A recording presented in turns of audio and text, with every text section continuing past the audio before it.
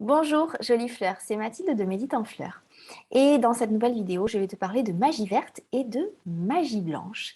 Et plus précisément, je vais te partager mon expérience avec les pentacles de l'abbé Julio et comment j'ai invité les élixirs floraux dans cette pratique.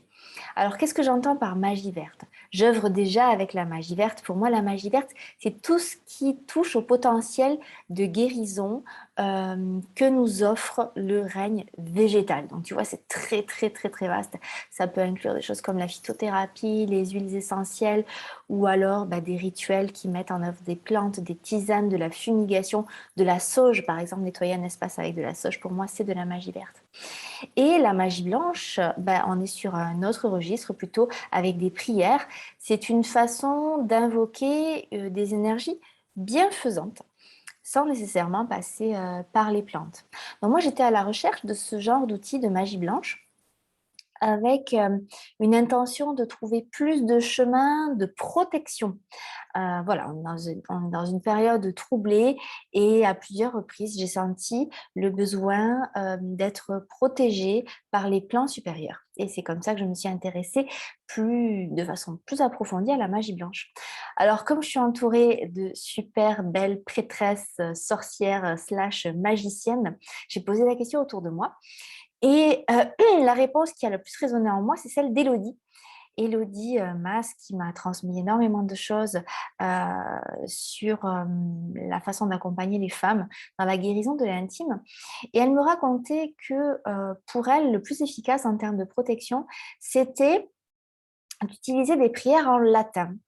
Et j'ai vraiment accroché avec cette idée-là parce que j'ai étudié un peu le latin à l'école et que ça me plaisait énormément. Et puis aussi parce que, rien à voir, mais je suis une grande fan de Harry Potter et toutes ces formules magiques qui sont prononcées en latin. Et je dois dire que je sens que ça me parle, ça résonne en moi quand je dis protego totalum. Je sais pas, je sens qu'il se passe vraiment quelque chose. Alors, j'ai commencé par m'intéresser aux prières de Saint Michael, hein, qui est un saint, un archange bien connu pour ses qualités de protection, et j'ai trouvé la prière en latin. Et j'ai vraiment senti la différence entre le fait de la prononcer en français et en latin. Je me suis dit, ah ouais, là, ça envoie. Je me suis sentie beaucoup plus en puissance. Voilà, j'ai senti que ça m'a mené à des endroits beaucoup plus intenses et qui résonnaient bien plus en moi. Et c'est en tirant ce fil que j'ai découvert les pentacles de l'abbé Julio. Et j'ai commencé à lire des témoignages qui m'ont beaucoup plu. Je suis tombée sur ce livre qui vient d'être édité. Et voilà, j'ai trouvé que c'était très beau, très lumineux et ça m'a plu et puis ça m'a aussi un peu amusée parce que c'est quelque chose d'assez, à la fois puissant mais aussi, assez fun à faire et donc je me suis intéressée à tout ça.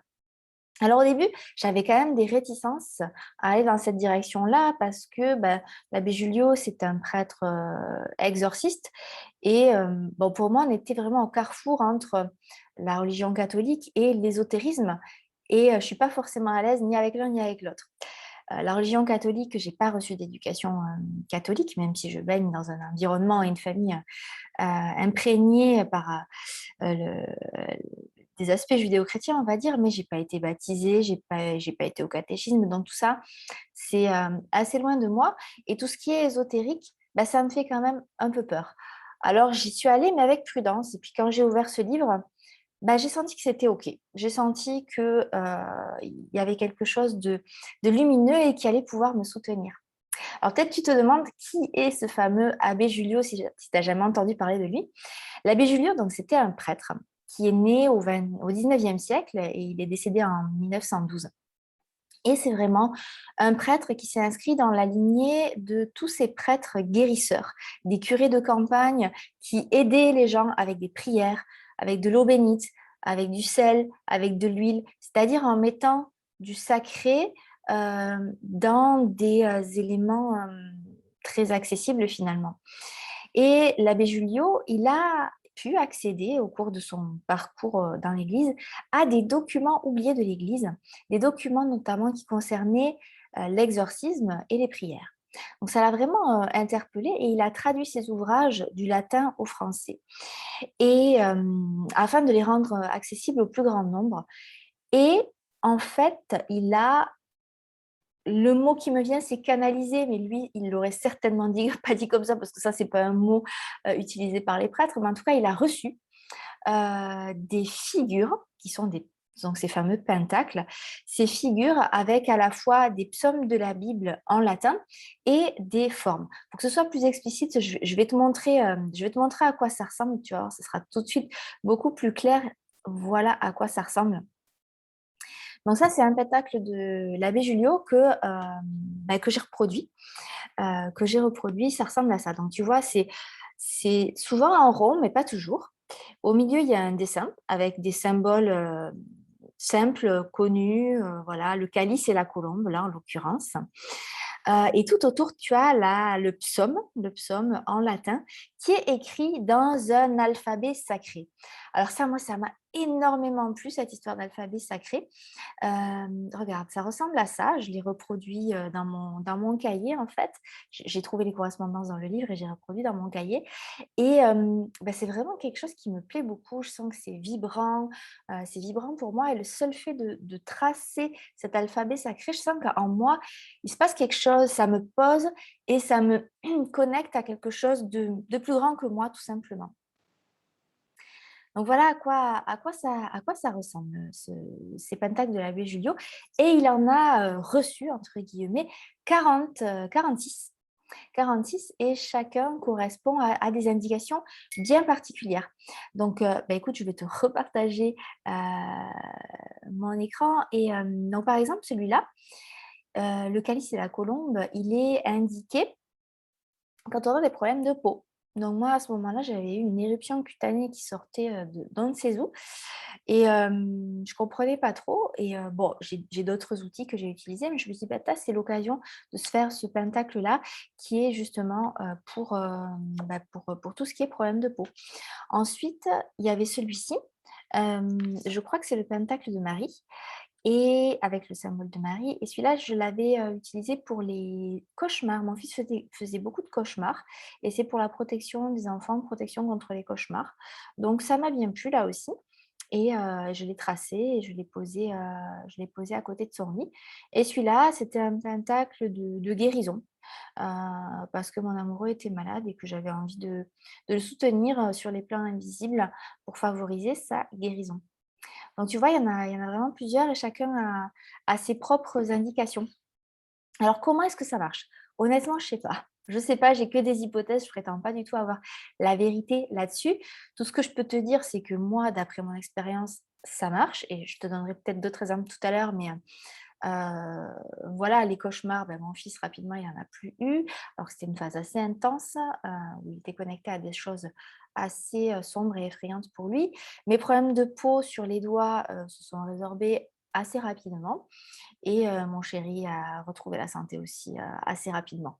Même si, alors on ne peut pas trop savoir, peut-être que, mes problèmes de peau seraient partis tout seuls, peut-être que les cauchemars seraient partis tout seuls, peut-être que mon chéri aurait guéri tout seul, hein, c'était qu'un rhume, mais moi j'ai vraiment senti que ça accompagnait le processus et puis j'ai d'autres exemples, notamment un que je vais te mentionner tout à l'heure, un pentacle de protection d'un espace où là, j'ai vraiment senti qu'il se passait quelque chose d'exceptionnel. Donc oui, ça marche, mais comment ça marche?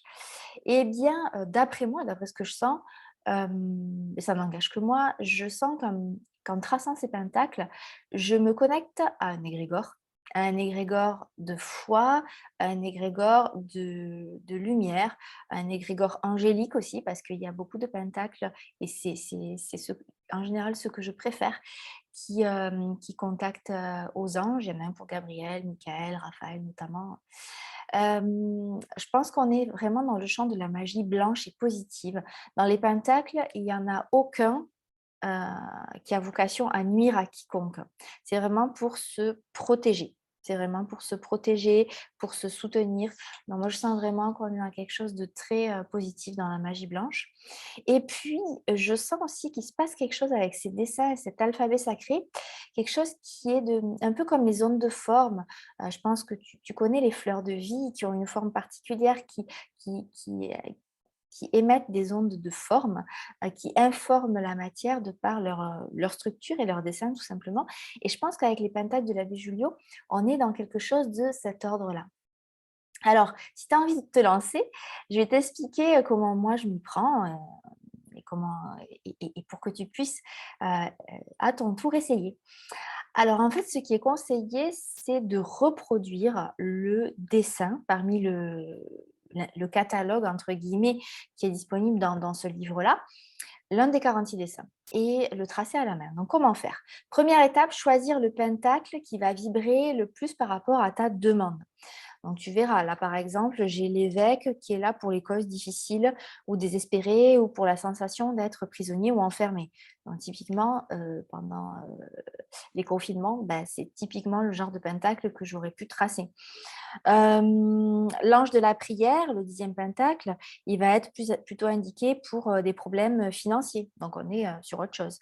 L'archange Michael, il est là pour la protection quand il y a des conflits ou la découverte de choses cachées, de trésors. Voilà, tu vois, chacun a sa spécificité, même si en général, c'est très orienté protection, prospérité, protection contre les maladies, etc. Donc, tu choisis celui qui te parle le plus. Moi, je choisis beaucoup en fonction de l'image. Il faut que l'image me parle et qu'elle résonne en moi. Par exemple, il y avait un pentacle qui aurait pu être indiqué pour moi parce que ces indications, elles correspondaient à ma demande. Mais par contre, ça mettait en scène un, un dragon qui était, qui était transpercé par une épée. Et moi, je suis pas du tout OK avec ça parce que les dragons, c'est mes potes, en fait, et j'ai pas du tout envie de reproduire une image avec un dragon, transpercé par une épée, même si je sais que c'est une image biblique, Saint Georges, terrassant le dragon et cetera. Bah, j'ai pas envie. Moi, les dragons, c'est mes potes, donc je vais pas faire le pentacle du dragon. Tu vois? Pourtant, il est adapté, dans le cas de protection contre les animaux dangereux, protection lors des voyages, et je voulais justement me faire un pentacle pour me protéger au moment des limitations. On ne pouvait pas voyager librement. Je voulais pouvoir voyager librement et me sentir pleinement légitime pour le faire. Et je voulais me faire un pentacle de protection pour les voyages. Ben, je n'ai pas choisi celui-là. J'en ai choisi un autre qui me correspondait beaucoup mieux parce que il n'était pas question de dragon transpercé, tout simplement. Donc, bien choisir celui qui te correspond le plus. Ensuite, choisir un moment calme où tu es sûr de ne pas être dérangé parce que ce qui est beau dans le tracé, c'est de vraiment se mettre dans un état méditatif. Et pour moi, c'est vraiment un temps aussi d'harmonie pour vraiment bien agencer, bien tracer le pentacle sur la feuille, qu'il soit bien équilibré. Et j'ai vraiment besoin de me créer un espace où je ne vais pas être dérangée. Éventuellement, je vais sacraliser l'espace en allumant une bougie, en nettoyant avec de la sauge avant, par exemple. Et ensuite, je commence à tracer. D'abord, je trace au crayon à papier pour être sûre justement de l'harmonie de la composition. Et puis ensuite, je vais repasser avec un feutre noir ou avec des couleurs. Parce que dans les pentacles que propose l'abbé Julio, il n'y en a aucun qui est en couleur. Et dans ce que je t'ai montré, tu as vu que ça m'arrive souvent de rajouter des couleurs. Et ensuite, je découpe le pentacle. Parfois, je le plastifie, souvent même, je le passe à la plastifieuse, surtout quand je veux le transporter. Et je le positionne là où il doit œuvrer. Et la dernière étape, c'est que souvent, je vais compléter de plus en plus avec des fleurs de bague, des élixirs floraux. Si c'est pour moi, par exemple, dans le cas du pentacle pour les problèmes de peau, je vais prendre le pommier sauvage, crab apple. Ou alors, si c'est pour protéger un espace, je vais pulvériser dans la pièce. Je vais aussi utiliser des huiles essentielles, très souvent, si ça me vient. Et de la visualisation. J'ai un exemple très concret de ça.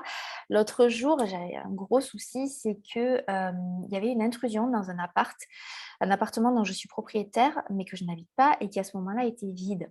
Et très clairement, il avait été repéré par, des dealers qui voulaient le squatter pour en faire leur bureau. Alors autant te dire que quand on m'a dit qu'il y avait un trou dans la porte, j'étais complètement, fébrile et je me suis rendue sur place et là, j'ai vu qu'ils avaient fait juste un trou en mode, repérage et qu'ils n'étaient pas encore rentrés. Mais c'était la journée et ma crainte, c'était, qu'ils reviennent le soir et qu'ils s'installent. Donc là, ça aurait été vraiment problématique.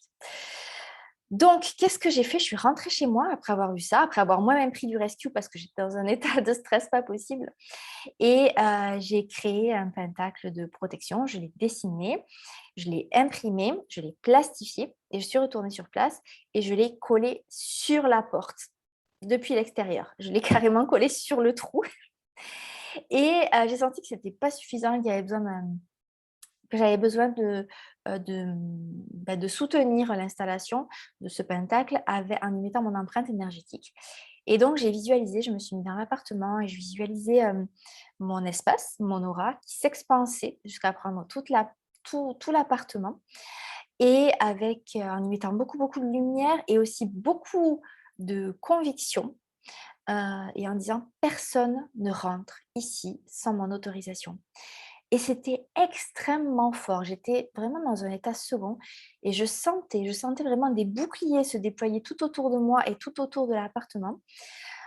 Pour soutenir ça, j'ai vaporisé de la centaurée, qui est une fleur pour défendre son territoire au sens propre comme au sens figuré, pour apprendre à dire non, pour poser des limites. Là, on avait vraiment besoin de limites physiques et énergétiques. J'ai aussi vaporisé un spray qui s'appelle le Space Clearing, qui est un mélange du bush australien pour nettoyer un espace. J'ai nettoyé devant la porte, la cage d'escalier, voilà, où il y avait eu ces gestes violents pour faire un trou dans la porte quand même. Et j'ai aussi senti le besoin de convier des huiles essentielles. Donc là, j'ai utilisé l'huile essentielle de genévrier qui sent très fort. Je l'ai déposée devant la porte, qui est une huile de protection énergétique extrêmement forte. J'ai nettoyé à la sauge également. Voilà, donc je me suis fait mon petit rituel sur la base de ce pentacle. Et l'épilogue de cette histoire, c'est que les squatteurs ne sont pas revenus. En tout cas, ils n'ont pas persévéré le soir, en tout cas pas dans la nuit qui a suivi. Et le lendemain, j'ai pu changer la porte tranquillement. Le serrurier avait eu le temps de préparer tout ce qu'il fallait. On a pu changer la porte, sécuriser la porte. Voilà. Donc là, j'ai vraiment senti complètement le soutien du pentacle. C'était très, très fort. Donc comment est-ce que pourquoi est-ce que je te raconte tout ça? Parce que, ce que je trouve intéressant dans ce processus, outre la puissance des pentacles, vraiment moi ça m'a vraiment beaucoup apporté, cette rencontre entre la magie blanche et la magie verte. Blanc plus vert, je dirais que c'est de la magie, vert pomme. Ça m'a beaucoup apporté, ça a amené vraiment une dimension supplémentaire. J'œuvrais déjà avec les fleurs, mais pas un peu avec des intentions de magie, mais pas tellement. Et là, je sens que ça m'a fait prendre plus d'assurance et quelque chose de plus d'ampleur, de plus vibrant. Et ce qui est intéressant dans ce processus, c'est qu'au début, j'ai vraiment reproduit fidèlement les pentacles et puis très rapidement, j'ai senti l'élan pour faire à ma sauce et en créant une espèce de syncrétisme. Syncrétisme, c'est un mot qu'on utilise pour indiquer quand 2 religions fusionnent et moi, j'ai été beaucoup bercée à la religion, afro-cubaine qui est un mélange entre les saints catholiques justement et les divinités animistes, Yoruba, donc c'est le Bénin, Togo en Afrique et qui avait été amené, par, les esclaves et ils ont créé une religion comme ça qui est, un mélange, une rencontre entre ces 2 cultures. Voilà et ça je trouve que c'est super intéressant de prendre 2 choses qui nous parlent et de les fusionner et voilà, c'est ce que j'ai l'impression de faire avec ces rituels-là de magie blanche, verte, vert pomme, on va dire, qui évoluent au fur et à mesure, hein, au feeling, en fonction des situations que je traverse. Et ça me semble vraiment super représentatif de la façon dont on intègre toute nouvelle connaissance, surtout quand on est guérisseuse. Et pour ça, il y a vraiment 4 étapes fondamentales qui sont l'assimilation, la reproduction, l'adaptation et la sélection. L'étape d'assimilation, ça va être une étape où tu t'imprègnes. Je m'imprègne, j'observe, je trouve le livre, je le lis, je le feuillette, je lis les témoignages. Ça, c'est l'étape d'assimilation. Ensuite, l'étape de reproduction, là, je vais prendre les pentacles et les retracer fidèlement, tout comme l'abbé Julio avait dit, exactement pareil. Et je vois comment je me sens et je vois si ça marche. La troisième étape, ça va être l'adaptation. C'est-à-dire que là, je vais commencer à rajouter des éléments qui sont déjà dans mon vocabulaire de guérisseuse. C'est-à-dire typiquement pour moi, la magie verte, les fleurs de bac, les huiles essentielles en vaporisation, la visualisation. Tout ce que j'ai déjà acquis et qui me vient spontanément, bah, à ce moment-là, j'adapte cet outil-là, j'adapte les pentacles en rajoutant tout ça. Et puis enfin, la dernière étape qui est vraiment super importante, c'est la sélection. C'est-à-dire que je vais trier et laisser de côté ce qui ne me parle pas. Je t'ai donné l'exemple du dragon. Moi, j'avais pas envie de dessiner ce dragon martyrisé. Mais il y a d'autres conseils du livre que je n'ai pas suivis. Par exemple, le fait de consacrer le pentacle à l'eau bénite, moi, ça ne me parle pas du tout. Voilà, c'est pas quelque chose qui me parle. Le consacrer avec de l'eau, pourquoi pas, mais avec des eaux sacrées, selon ma définition à moi du sacré, c'est-à-dire des eaux que j'ai ramenées de Brocéliande ou des eaux que j'ai ramenées de Sainte-Marie de la Mer ou de l'eau qui va jaillir d'une des multiples fontaines bienfaisantes, sources bienfaisantes qui coulent dans les Pyrénées autour de chez moi. Donc là, oui, mais l'eau bénite, non, tu vois. Donc, il y a cette étape de sélection. Assimilation, reproduction, adaptation, sélection.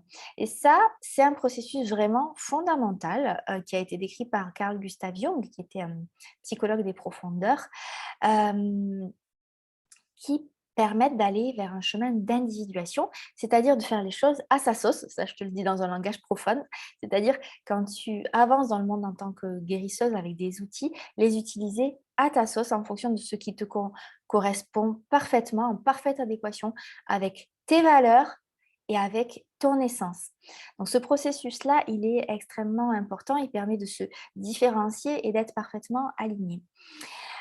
C'est tout à fait ce que j'enseigne dans la formation pro Médite en fleurs. J'invite les professionnels, les thérapeutes, qui œuvrent déjà dans le monde à, ajouter de la magie verte, la magie des fleurs dans leur pratique en suivant ces 4 étapes. D'abord, assimilation, reproduction, adaptation et sélection et ça leur permet de créer des méthodes qui ne ressemblent qu'à elles, et qui leur permet d'œuvrer avec l'âme des fleurs.